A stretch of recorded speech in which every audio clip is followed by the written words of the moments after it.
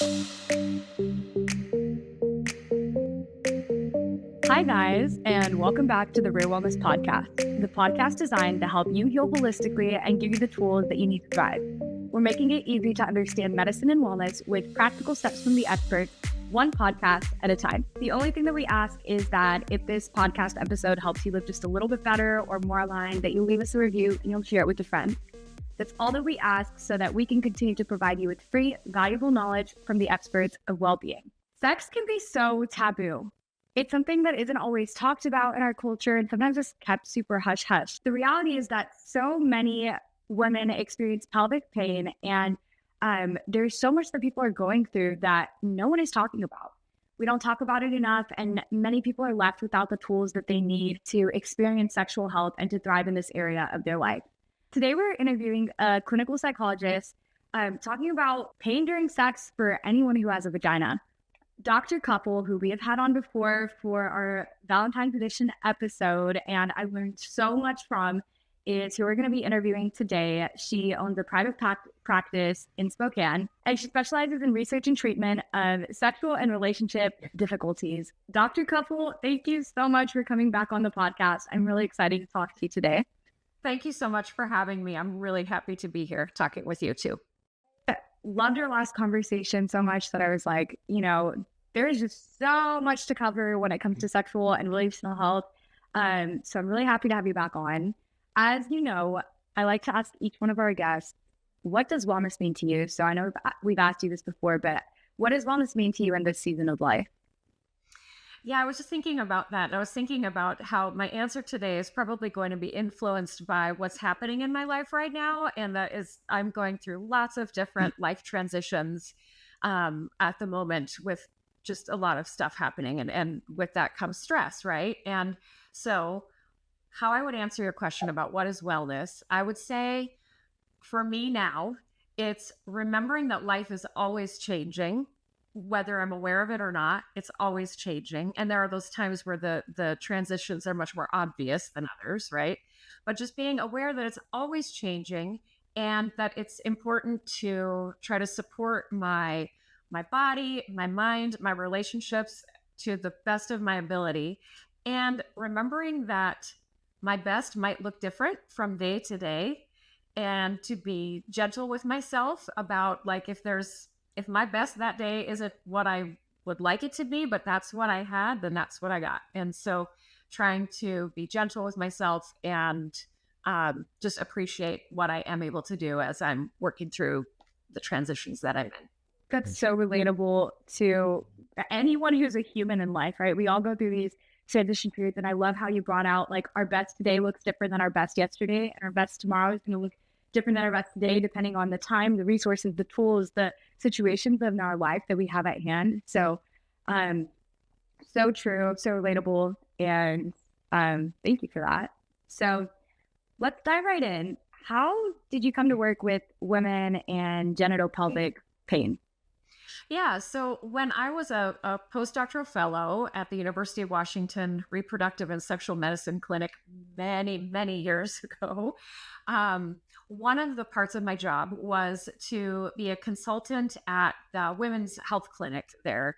And so I would work providing short-term consultation to patients who had medical issues, but were needing some emotional support around the medical issues that they were dealing with. And so there was a provider there that worked specifically with women who had genital pain issues. And so she was referring lots and lots of women to me. And through that experience, I learned that it's actually pretty common for women to experience some kind of genital pain. It's not like what we're aiming for here, but it's common. You're not alone if you're in that situation. And it was really rewarding for me to be a part of that because it typically was women who had been working with providers who didn't know the answers to what was going on. They were experiencing lots of pain. It was affecting their views of themselves as people and as feminine people, and affecting their relationships if they were in them. And it was just a really significant impact in their lives. And so it was really meaningful to me to be able to offer them support and help through that. And so yeah, that's how I came to working with women with genital pelvic pain.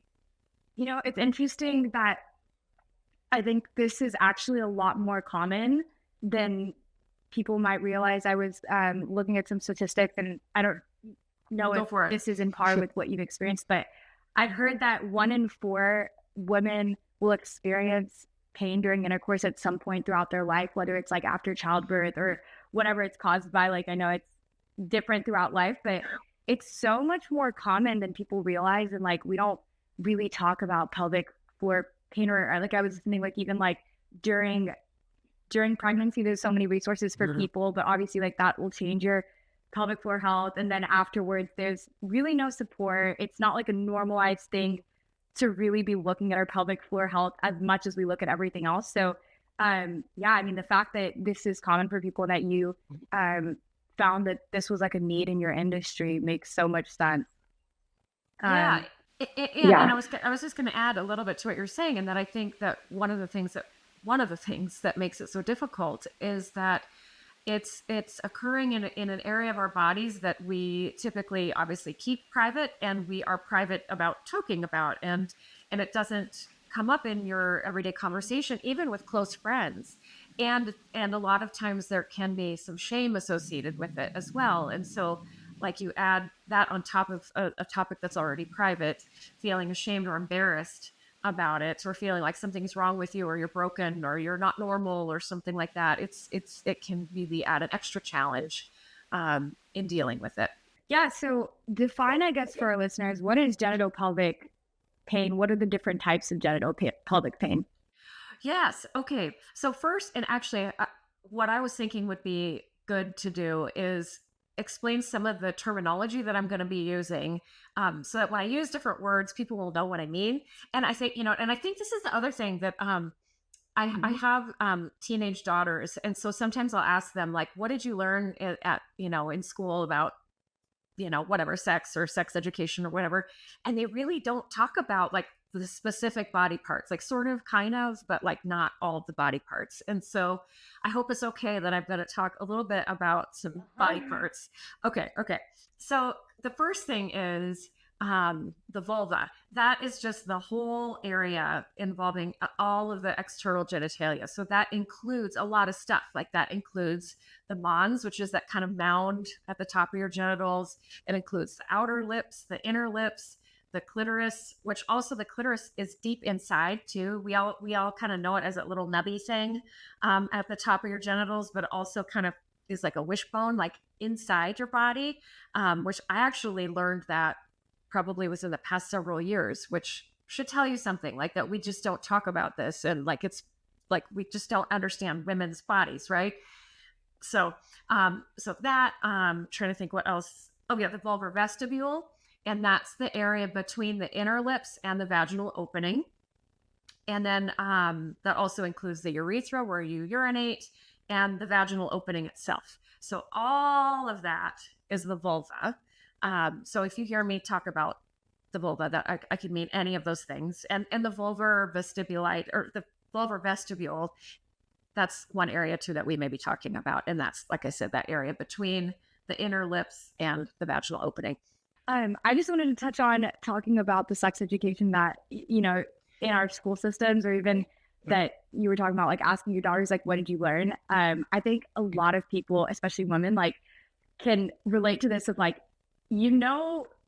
what happens during sex, and like they explain that to you, but you don't understand like what it takes for a woman to experience pleasure in sex. Like nobody talks about, like, if you ask the majority of women, unless someone has really been like in a sex positive environment or in a place where someone has really educated them, like there's many women who I bet even some of our listeners, you ask them to explain all the different parts of their vulva, or even like what you described about the clit and its shape, right? Like, how is it that we don't know so much about our bodies that we like live in and have to experience in? Like, I wish that was something that we did differently. And so I'm like really excited about this, because it's important. Like, it's your body, like you live in it. And it's like men get a lot more exposed, like men understand themselves in that sense way better than we do, which is kind of sad. So Right, yeah. right. It really is. And I hope that's changing. Like I hope that just even in the medical community that they are like becoming more educated about it too, so that they know more about women's bodies, and so that kind of filters down to kind of like general public information. And I don't know, like some people are comfortable with this and some people aren't, but like the whole idea of like getting a handheld mirror and looking at your genitals and trying to like name the different parts and looking at like, oh, that's where this is and that's where this is for me, and they all look different. Like they're like faces, they're all unique and look different. And so getting to know your own body, like I think that's very powerful. Absolutely. And like, why would there be shame? Like, we don't feel shame like getting to know other parts of our body. So like, let's destigmatize that when it comes to like your genitals as well. Today's podcast is brought to you by the Premium Center for Regenerative Medicine and Stem Cell Therapy in the Northwest Center for Regenerative Medicine. Get back to the activities that you love without needing surgery. You can book your appointment at nwc4rm.com. Again, that's nwc4rm.com. This podcast is also brought to you by Rare Wellness Supplements. You can head over to rareplanthealth.com to get your supplements. My personal favorite is the premium fish oil filled with omega-3s. Again, you can go to rareplanthealth.com and get the supplements that you most need to support your health and wellness today. Lastly, this podcast is also brought to you by Rare Wellness. Rare Wellness is located on the South Hill in Spokane and is one center that provides all the wellness tools that you could need. Whether you're looking for a hands-on, premium, intimate yoga studio with a therapeutic emphasis, bar classes, Tai Chi classes, if you're looking for skincare treatments, injectable, hydrofacial, microneedling, organic spa treatments, if you're wanting to get therapeutic massaged or book functional medicine appointments to get down to the root cause of your inflammation, Rare Wellness is the place for you. Whatever your wellness needs are, they have it covered. So to book your appointment today, go to rarewellness.com. Again, go to rarewellness.com and mention this podcast for 10% off when you're booking. Okay, time to get back to the episode. So with that being said, what are the different types of genital pelvic pain? Yes. Okay. So there are lots of different types of pain. One of the most common is called provoked vestibulodynia, or PVD, and it used to be called vulvar vestibulitis syndrome, and so that's what it was called when I was early in my training. So sometimes I slip back into that, but I'm going to try to be good and use the more current terms. So provoked vestibulodynia, and that is specifically pain in the vulvar vestibule that occurs with some kind of contact. So like if you're just walking around or something, you're not going to be feeling it unless somebody touches you in a specific spot, or like, and it could be with a cotton swab. Like it could be a really light touch. But with that, it causes excruciating pain. And so that's one type.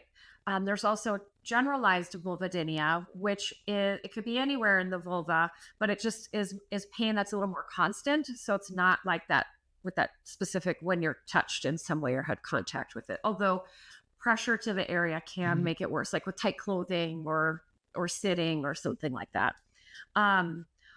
Also, what used to be called vaginismus, again, this is something that I'm learning too, that's kind of outdated term, but the term now is overactive pelvic floor muscle dysfunction.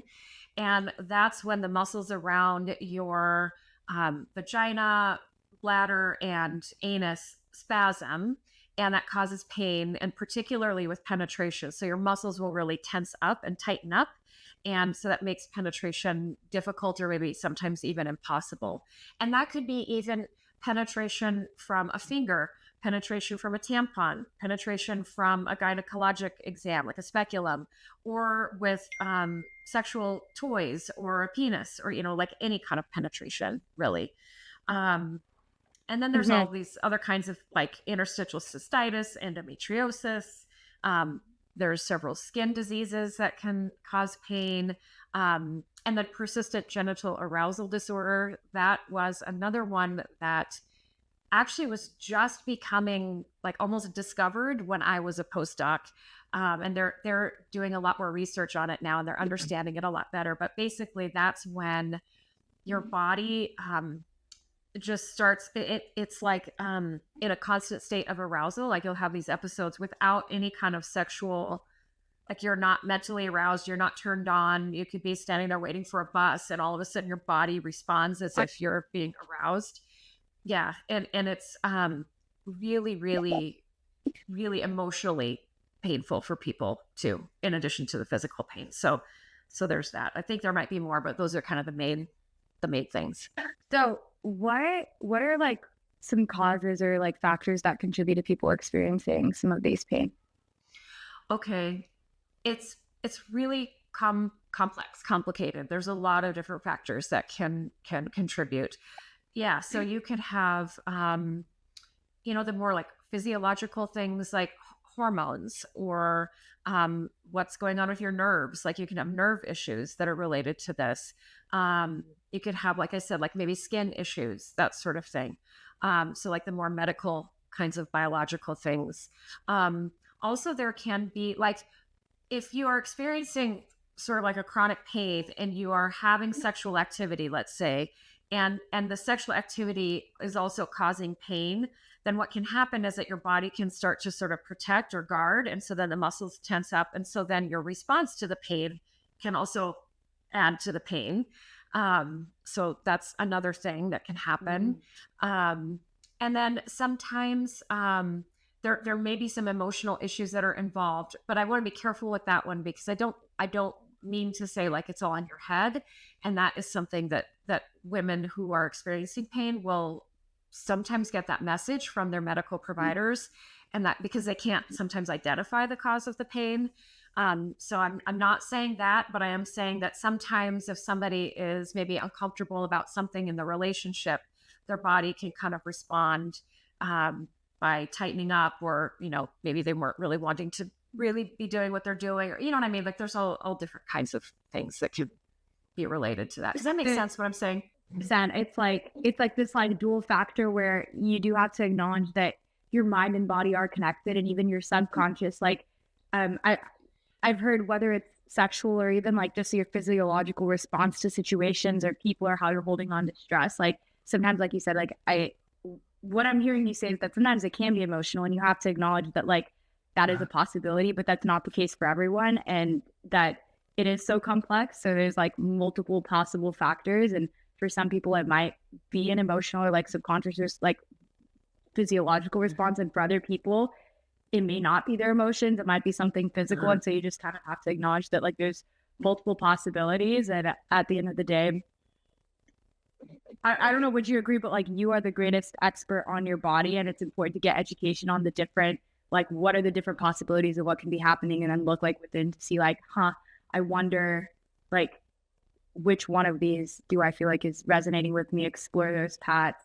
Am I understanding this correctly? Yes, absolutely. I think anytime that a person can educate themselves about all of the different factors and listen to their instinct about like, yeah, this one kind of fits, this one maybe not so much, this one does too. And it might be multiple factors. It might be more than one thing going on. Actually, likely is more than one thing going on for the person. So I would say definitely, yeah, like, and trusting your gut about it, and validating for yourself that like whatever you're experiencing is real, and it is really happening, even if people can't identify why or what it is. Like it is real. Yeah, I want to just touch on that for a second too. I think in a couple of previous episodes that I think we call women's health in general, but so many times like women are not believed for their pain or gaslighted out of it. And so I really appreciate the honoring and taking up space of like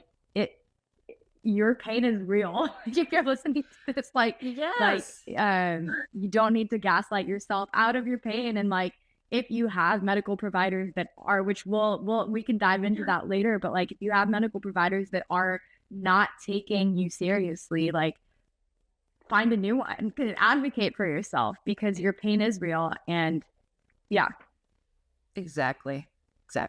Which, one more thing that came to my head is I always find this really interesting is like when men get a vasectomy, they're given so many pain meds, and like it's their pain is taken very seriously. But with women, it's like you're putting an entire like contraption, like an IUD into your body, and sometimes like they're not even given like any sort of painkillers. They're like, oh, the pain is not like, it's just like this like contrast sometimes is just wild. So anyway, back to what we were talking about. So we've talked about how there's a lot of women who experience pain during sex. Some of the different like complex contributing factors have a lot of times there's more than one. But how does experiencing genital pelvic pain impact people's relationships? And yeah, how does it affect people's relationship and maybe people with their partners? That's a really good question, because it can be really significant, the impact. I would say for the women themselves, what I hear a lot is like a really like a negative view of themselves and their bodies. So sometimes they'll feel like they're broken. I've heard that word by multiple people, like that word broken. They just feel broken, like like there's this thing that their body should be able to do that, like, other women can do this, and why can't I? And so like they feel broken, they feel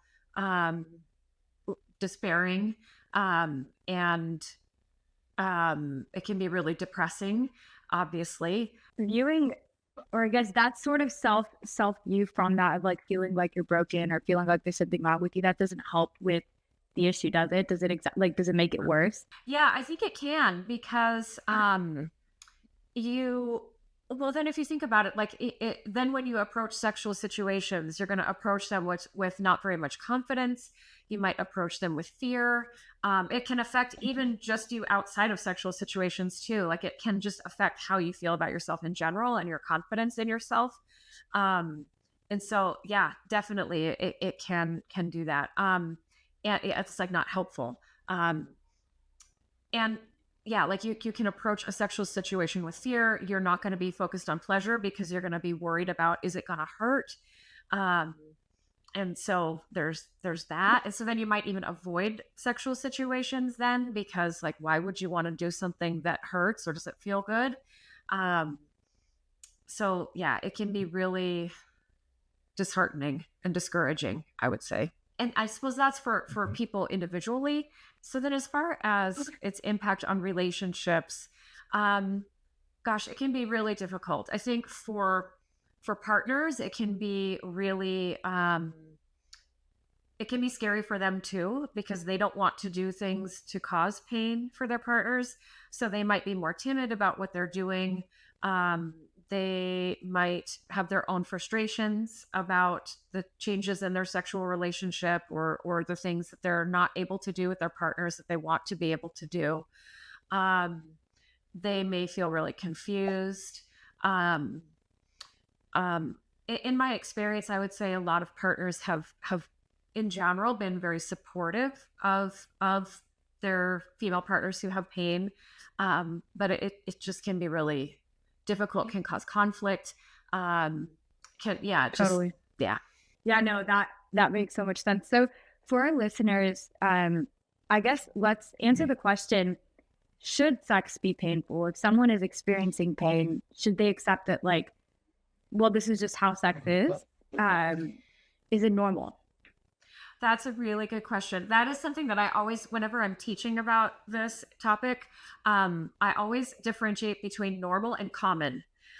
So common means that you're not alone, that there are other people who have this experience, but it is not normal. It's not expected. It's not how sex should feel, unless you're into that, and that's different. And that's, like something that you are trying to create, but like this is like something that you don't want to be there, and it's just happening anyway, right?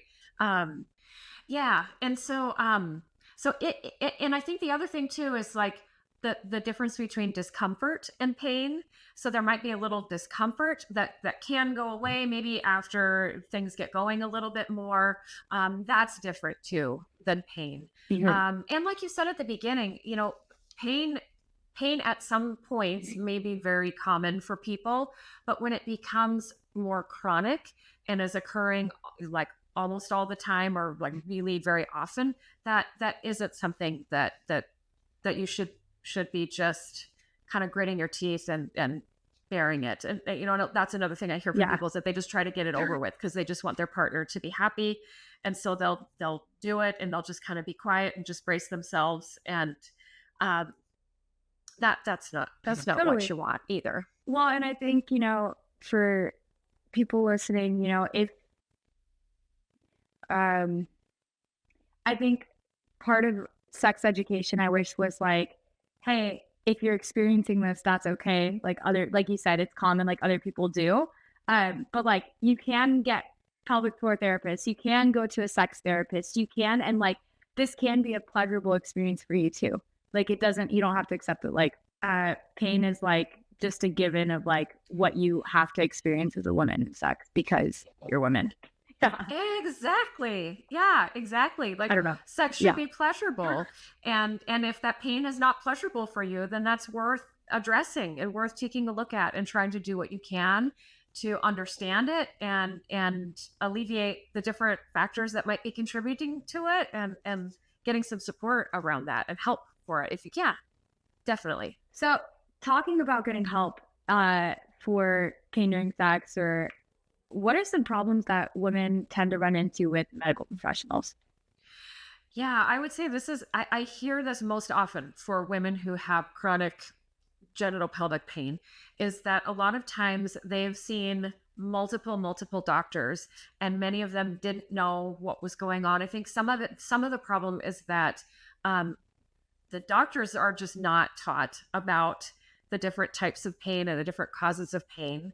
And so they are just not familiar with it. They're just not knowledgeable. And so that's one problem. And kind of then what goes along with that is that they don't understand it. And so then I've heard patients of mine talk about how that feeling of that they got from their provider, that maybe they felt like it was all in their head, or their provider kind of makes jokes about it, or like just tells them to have a glass of wine with sexual activity or something like that, like just relax, like that sort of thing, which and so it's really experienced as dismissive, I would say, by a lot of women. So I would say those are some of the most common things. It's like lack of knowledge on the part of the doctor, and then just really feeling dismissed or not taken seriously. That comes up a lot. Today's podcast is brought to you by the Premium Center for Regenerative Medicine and Stem Cell Therapy in the Northwest Center for Regenerative Medicine. Get back to the activities that you love without needing surgery. You can book your appointment at nwc4rm.com. Again, that's nwc4rm.com. This podcast is also brought to you by Rare Wellness Supplements. You can head over to rareplannethealth.com to get your supplements. My personal favorite is the premium fish oil filled with omega-3s. Again, you can go to rareplannethealth.com and get the supplements that you most need to support your health and wellness today. Lastly, this podcast is also brought to you by Rare Wellness. Rare Wellness is located on the South Hill in Spokane and is one center that provides all the wellness tools that you could need. Whether you're looking for a hands-on, premium, intimate yoga studio with a therapeutic emphasis, bar classes, Tai Chi classes, if you're looking for skincare treatments, injectable, hydrofacial, microneedling, organic spa treatments, if you're wanting to get therapeutic massaged or book functional medicine appointments to get down to the root cause of your inflammation, Rare Wellness is the place for you. Whatever your wellness needs are, they have it covered. So to book your appointment today, go to rarewellness.com. Again, go to rarewellness.com and mention this podcast for 10% off when you're booking. Okay, time to get back to the episode. So what are some ways that women can advocate for themselves and having a good treatment plan when they encounter these types of situations? Yeah, I think the first thing is, like you were saying at the beginning, like pay attention to what's going on and trust your instincts about like, okay, something is wrong here. It is real. And so like going into any situation, just knowing that like there is something going on. So, and if your doctor doesn't agree, then, talking about that, like communicating about that you really think something is up, educating yourself as much as you can so that you can go in with knowing the terminology, knowing the different places, so you can be specific about describing your pain. Is it a burning pain? Is it like a pressure? Is it like does it feel like it's freezing cold? Does it feel like a poking? Is it like a tingling? Like making sure that you can describe it in a really accurate way, descriptive way. Knowing, like I said, describing where it's occurring, that can be really helpful information for your doctor. And noticing, like, kind of collecting data on yourself, noticing, like, are there cyclic patterns to your pain? Does it occur with your hormonal cycle, menstrual cycle? Is there anything you notice? Was it related to when you wear certain clothing, or if you are sitting in certain, like doing certain activities that aggravate it? Like, as much information that you can collect about yourself to share with your medical provider, that is going to be really helpful for them to be able to kind of know where to guide you or know what's going on. I love that. And this just, like, again, believe yourself, like, being like, listen to your body. It has wisdom to share with you. Like, notice it, believe it, walk in knowing that you believe your pain, and stick with it. So absolutely. So I just wanted to, like, re-emphasize what you had said earlier about, if you're feeling like your medical provider isn't taking you seriously, it's one thing if they don't know, but they're willing to look something up, or they're willing to kind of work with you on that's different, right? Like, they just aren't taught about this stuff, so they really might not know. But if you feel like you're not being taken seriously, then it's perfectly acceptable to keep looking for another provider who you feel like you can connect with, because you're going to be talking about some vulnerable stuff here. And it's what if your provider tells you to just take a glass of wine and grit your teeth through it, that's probably a red flag. That's definitely a red flag for the provider. That Right. It's just not the right fit for you, and you need to find someone who's actually going to treat your pain, believe your pain, advocate for you, and believe you. So I think taking something else that I took away from what you said, Dr. Kuffel, is like taking agency and ownership of, like, you are in charge of your health, and like it is your responsibility. Like, look it up, do your research, check with multiple providers. If you're not getting the help you need from one, like, cross-reference, go find people. It's like the greatest investment you can make, because it affects your quality of life, it affects your health span, it affects everything. Like, yeah, just Should I say one more thing? Sorry. Okay. I was going to say one other thing about that to keep in mind, especially with pain. Yeah, especially with pain issues. It's so important to have a treatment team. And so I would like to tell your listeners to be prepared for that, or kind of go into that thinking like, okay, I need a team. And so you're likely going to need some kind of medical provider. It might be a gynecologist. It might be a urologist. It might be, like a dermatologist, like if you're having skin issues, like get all of those, like, medical providers on board that might need to be on board. Then getting a physical therapist, because that can really help with anything that might be going on that's muscular. That can be, because the muscles are involved in this too. And so getting that help, and then getting help with the emotional and relational side of all of this, because this really does, as we talked about, have a really big impact on those things. So talking with a therapist who can help you and support you through all of that too. Like, all of those pieces are really important parts of the treatment. So keeping that in mind too is really important. Pain during sex can be caused, but has so many possible causes, right? And so, like you said, being able to holistically look at it and treat all of those different areas can have like an incredible impact on people. And, even if it's not just for, I guess there's like two different approaches to medicine in general. There's like, wait until things get horribly bad and then do it for survival.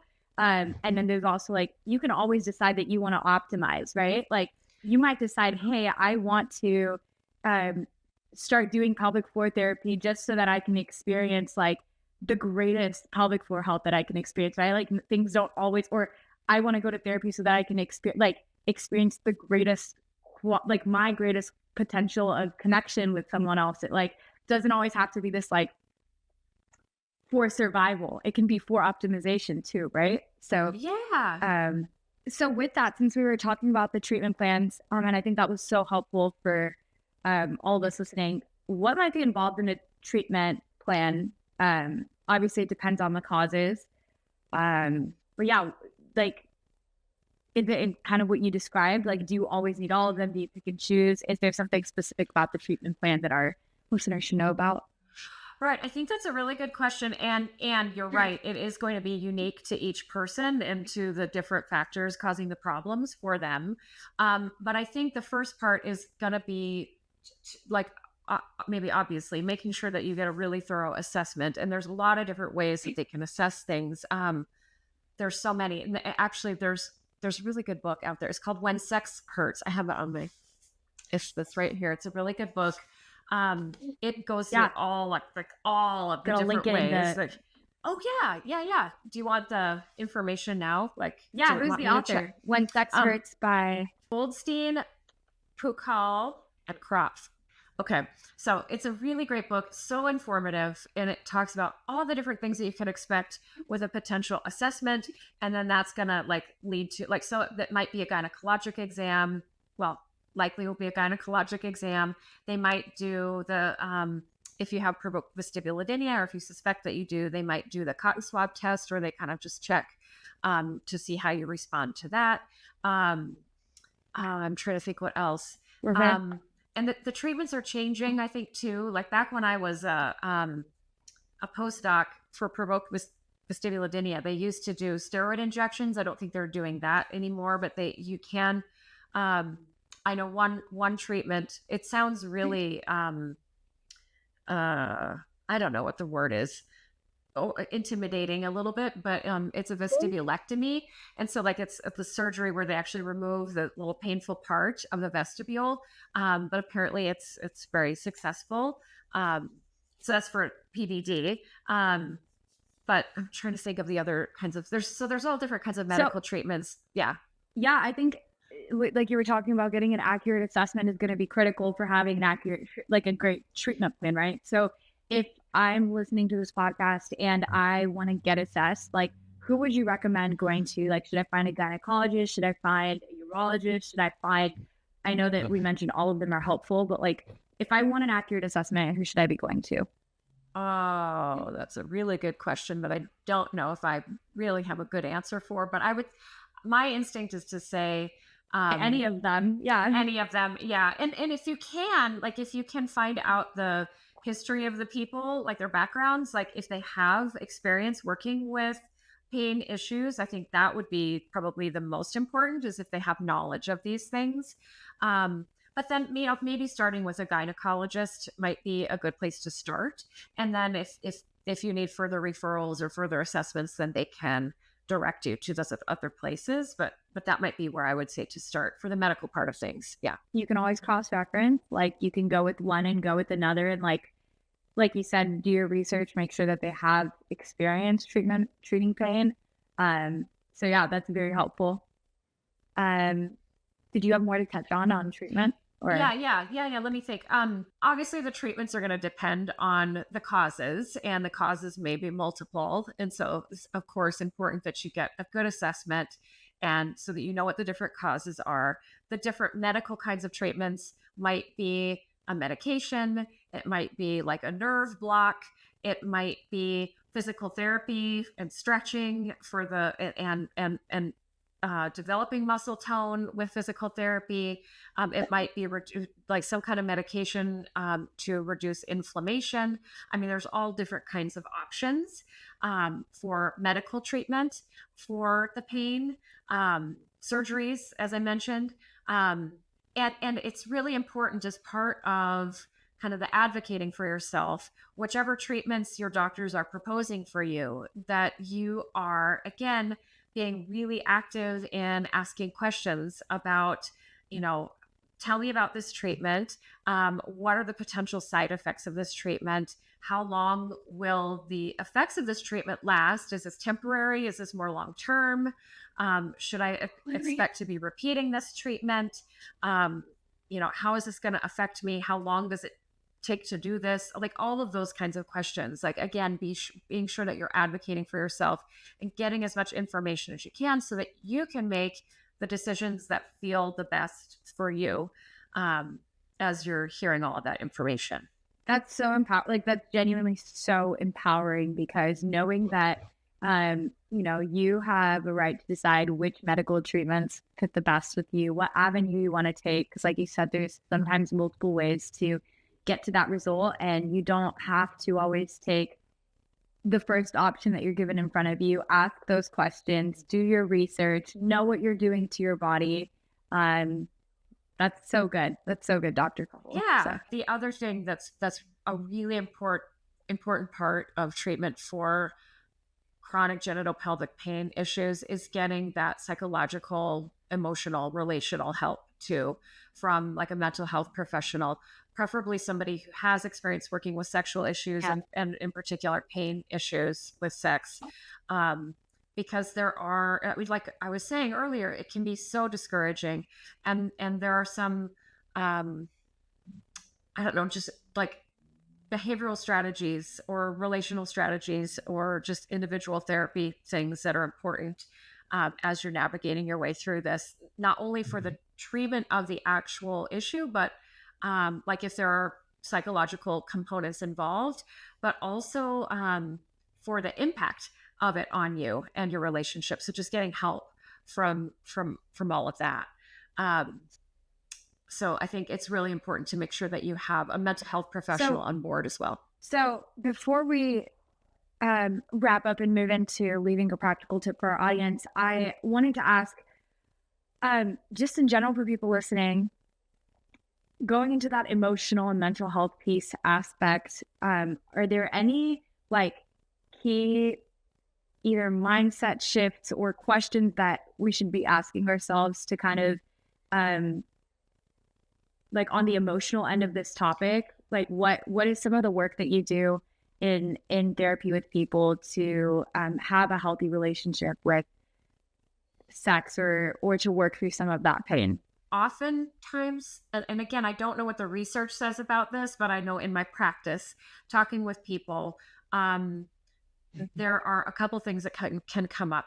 One thing that can come up, but doesn't always come up, and I think this is something that people always assume, but it isn't always true, is that sometimes, but not all the time, there may be a history of sexual abuse for the person in some way, sexual abuse or sexual assault. That is not always the case, but it can be. And that can lead to some issues where like maybe there's conflict around how their body is responding to arousal. Like it might feel good, but then they feel bad about that because like it brings up traumatic memories or something. And so it can create a lot of conflict around that. So trying to work through separating out the past from the present and trying to get to a place where they can be more comfortable experiencing pleasure. Like that is something that can come up. And then the other thing that I would say that has come up often is people who have grown up with kind of strict religious messages about sex and sort of like they got messages, whether the people giving them the messages meant for them to get these messages, but they got the message that either sex isn't okay or it's wrong, or it's only okay after you get married. But then there's like, it's hard to kind of shift like from that thinking once you are sexually active, like, okay, it wasn't okay, but now it is okay. And again, kind of trying to deal with that conflict around that might be going on for the person around, like, is it okay that I'm feeling arousal? Like, is pleasure okay for me? Like that can just lead to some, because for so long it wasn't supposed to. Right. Exactly. Yeah. Because it's like you said, like for so long, like it wasn't supposed to, and now it is. Like now my brain is confused around this. That makes a lot of sense. Yeah. So working through those kinds of issues can be really helpful too. Is there like some practical, like either mindset shifts or like belief shifts that can help, like go like this is a good thing, or like I don't know if that makes sense, like any sort of mindset shifts or emotional maybe like questions people could journal or reflect on to like help them in optimizing like their view on sex or navigating painful. I would say maybe what somebody can do is reflect on, okay, starting with what messages did I get about sex growing up? And it could have been messages from my family. It could have been messages from my church. It could have been messages from my community, from the culture that I live in. Like, what were those messages? Like, try to identify them, because sometimes they're in there and we don't even know that they're in there. And so, like, when you stop and reflect about it, you might be aware, like, oh yeah, I guess that is in there. Like, what did I think about sex itself? What did I think about pleasure? What did I think about women experiencing pleasure? What did I think about women's role in sex? Is it just to provide pleasure to their partner? Is it a duty? Is it an obligation? Is it something you just have to get through? Like, what messages about that did I get? And so that's the first thing that they could maybe do. And then the second thing is to reflect on, what messages do I like choose to still subscribe to? Like, some of those might still be meaningful to you. Like, some of them you might be like, well, that one I still actually think is true. Or that's actually a value that I have. And so kind of holding that and making sure that you're consistent with that. But if there's something that's like, well, no, I actually don't really believe that now. When I really stop and think about that, I don't believe that. So then kind of figuring out, like, well, what do I believe about that? I think that can be a really good place to start.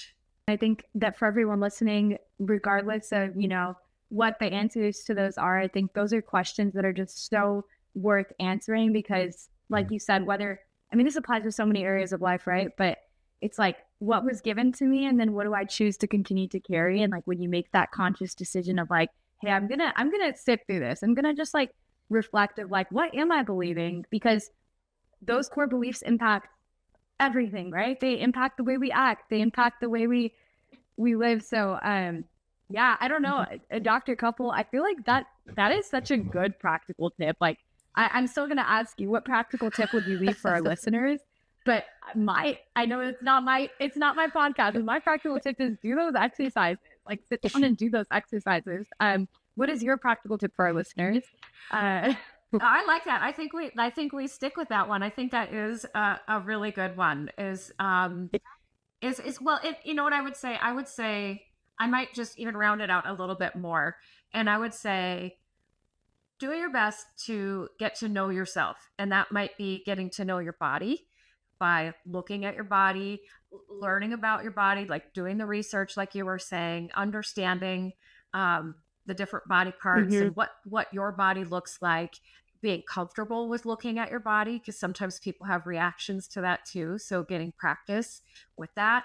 And then getting to know your inner world too, about what might be the foundations that are in there that you weren't even aware of, that are affecting your sense of sexual self. Man, that is so good. And I feel like that applies to so much even outside of this topic. Dr. Kuffel, I always learn so much from you, and I'm really excited to share this conversation with our listeners. Again, unfortunately, this isn't something that's always talked about, especially depending on what environment people grew up in, on where they come from. So I'm like so thankful for you sharing your wisdom with us. And also for our listeners, if you guys have questions, feel free to ask your questions. Everything stays anonymous, but we're here to help. We're here to educate. We're here to empower you with whatever tools that you need to thrive. So make sure you follow us at Rare Wellness Podcast and you DM us on there. Thank you so much, Dr. Kuffel, for your time and for making time to talk and chat with us.